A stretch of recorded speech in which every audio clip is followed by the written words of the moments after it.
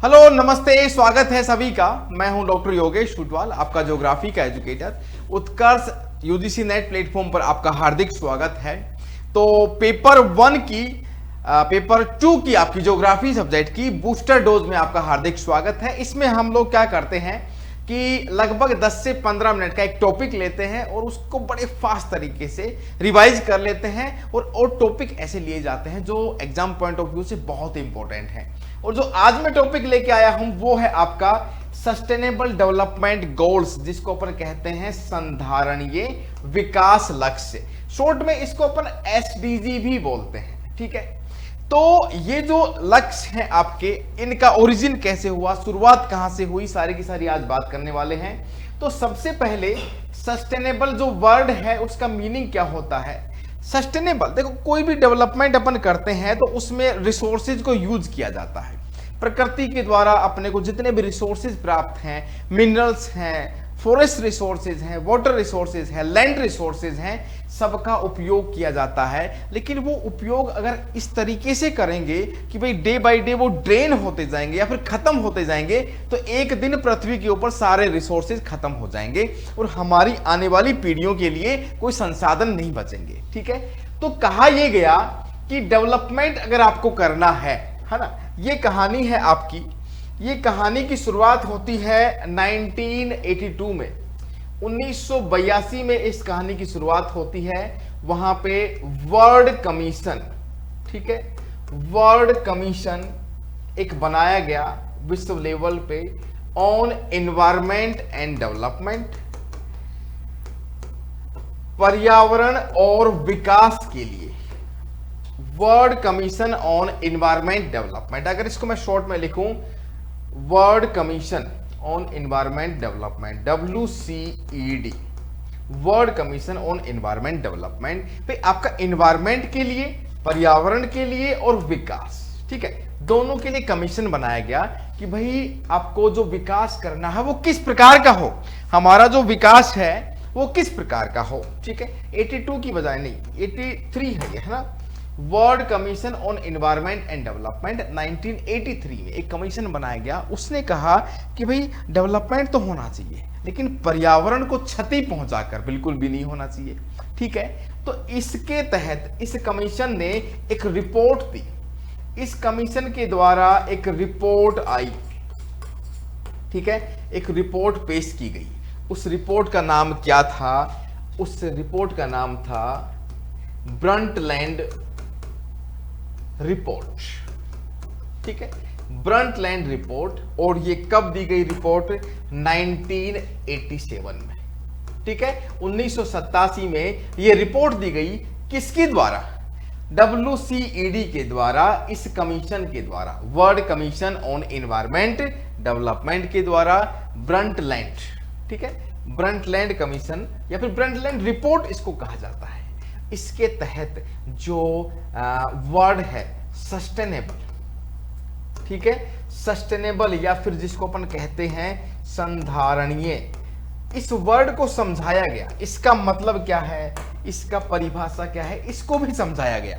इसमें कहा गया कि संधारणीय का मतलब ऐसा है कि भाई आपको विकास तो करना है, डेवलपमेंट तो करना है, लेकिन इस प्रकार से आप जो रिसोर्सेज हैं, संसाधनों का प्रयोग करें कि भाई आप भी उपयोग कर पाए वर्तमान समय में भी, और आने वाली जो पीढ़ियां हैं, जो आपकी आने वाली पीढ़ियां हैं, जो जनरेशंस हैं, आने वाली पीढ़ियां, वो भी उसको उपयोग करने में सक्षम रहें। ऐसा नहीं हो कि उनके लिए आने वाले समय में सारे संसाधन ही खत्म हो जाएं। वो क्या उपयोग करेंगे? वो अपना विकास कैसे कर पाएंगे, ठीक है। तो बहुत बेहतरीन तरीके से ब्रंटलैंड रिपोर्ट में ये बात कही गई और बहुत टेक्टोनिक शिफ्ट था पर्यावरण और डेवलपमेंट के मुद्दे के ऊपर, ठीक है। तो ये इसका ओरिजिन हो गया ब्रंटलैंड रिपोर्ट का। संधारणीय विकास को परिभाषित भी यहां पे किया गया। इसको परिभाषित किया गया कि भाई मतलब क्या होता है, एक प्रॉपरली डेफिनेशन दिया गया, ठीक है, एक डेफिनेशन दिया गया आपका, ठीक है। साथ ही साथ फिर क्या हुआ कि लक्ष्य बनाए गए। तो सबसे पहले 2000 से 2015 तक का एक टारगेट रखा गया, ठीक है। एक टाइम पीरियड रखा गया जिसमें 8 लक्ष्य था। भाई गरीबी हटाना है, गरीबी को कम करना है, ठीक है, वाटर का जो पानी है उसको संरक्षण करना है, ऐसे करके 8 लक्ष्य बनाए गए जिनको अपन ने कहा मिलेनियम डेवलपमेंट गोल्स, MDG उनको नाम दिया गया। कह सकते हैं कि ये सस्टेनेबल डेवलपमेंट गोल्स हैं, उनका एक प्रारंभिक रूप था मिलेनियम विकास लक्ष्य, ठीक है, इनको कहा गया मिलेनियम डेवलपमेंट गोल। कितने थे? 8, और 2000 से 2015 तक इनको यहां पे पूरा करना था, लक्ष्य करना था। इसका अगला आने वाला कदम ही क्या था? जब ये 2015 में ये खत्म हो गए तो 2015 से या 2016 से 2030 तक का एक टारगेट रखा गया जिसमें आपके सस्टेनेबल डेवलपमेंट गोल्स SDG को इंट्रोड्यूस किया गया, सस्टेनेबल डेवलपमेंट गोल्स, ठीक है, सस्टेनेबल डेवलपमेंट और गोल, ठीक है, जिसमें 17 लक्ष्य रखे गए, उसको डिटेल में अपन बात करने वाले हैं। 17 लक्ष्य रखे गए पूरे विश्व के द्वारा, सभी देशों के द्वारा, इनको फॉलो करना था, इनके टारगेट्स दिए गए। लक्ष्य तो ये रखे गए कि अचीव क्या करना है, फिर टारगेट भी दिए गए, ठीक है। टारगेट कितने थे? 169, दोनों चीज याद रखनी है। 17 तो लक्ष्य थे और उन लक्ष्यों को, माना कि गरीबी अपने को कम करनी है, मिटानी है, तो उसके लिए करना क्या है बेसिकली? बोलो भाई साहब गरीबी कम करनी है, ठीक है, मान लिया, लेकिन करेंगे कैसे? कुछ टारगेट देंगे ना भाई, आपको सभी लोगों को भोजन मिलना चाहिए, एक मिनिमम वेजेज मिलनी चाहिए, मिनिमम रोजगार मिलना चाहिए, ठीक है, आवास मिलना चाहिए, तो भाई कुछ टारगेट देंगे ना भाई, ये टारगेट है, आपको उसको अचीव करना है। तो ऐसे करके 169 टारगेट यहां पे डिसाइड किए गए। दोनों चीजें आपको याद रखनी है, 169 टारगेट्स यहां पे डिसाइड किए गए, ठीक है। तो ये कहानी है पूरी सस्टेनेबल डेवलपमेंट गोल की। अब सीधा अपन चलते हैं कि वो सस्टेनेबल डेवलपमेंट 17 जो थे वो थे कौन कौन से, ठीक है। तो उन 17 को सबको, ये मैंने एक चार्ट लगाया है, एक पेपर लगाया है, आप भी प्रिंट निकाल के इसको अपने दीवार पे चिपका दीजिए, हर वनडे एग्जाम में, UGC नेट में और पेपर 1 में भी, ठीक है। ये जो आपका सिलेबस है ना, मैं जो सस्टेनेबल डेवलपमेंट गोल पढ़ा रहा हूं, ये आपके पेपर 1 में भी पूछा जाता है। कि कई बार तो ये पूछ लिया कि पहला सस्टेनेबल डेवलपमेंट गोल कौन सा है? टारगेट 1 है, लक्ष्य 1 है ना, गोल फर्स्ट, गोल 3, गोल 4, उसको सामने लिख दिया और कॉलम मैच करवा लिया, ठीक है। इस प्रकार के क्वेश्चन तो बहुत ही ज्यादा इंपॉर्टेंट है ये वाला टॉपिक। तो आपको क्या करना है, इसका एक प्रिंट आउट निकाल लीजिए, ब्लैक एंड व्हाइट जैसा भी चलेगा, और अपने दीवार पे अपनी किताब में आराम से लगा सकते हैं, ठीक है। तो पहला टारगेट कौन सा था? पहला टारगेट है, और इनको इसी सीरीज में भी याद करना है, ये नहीं कि उल्टा सीधा करना है।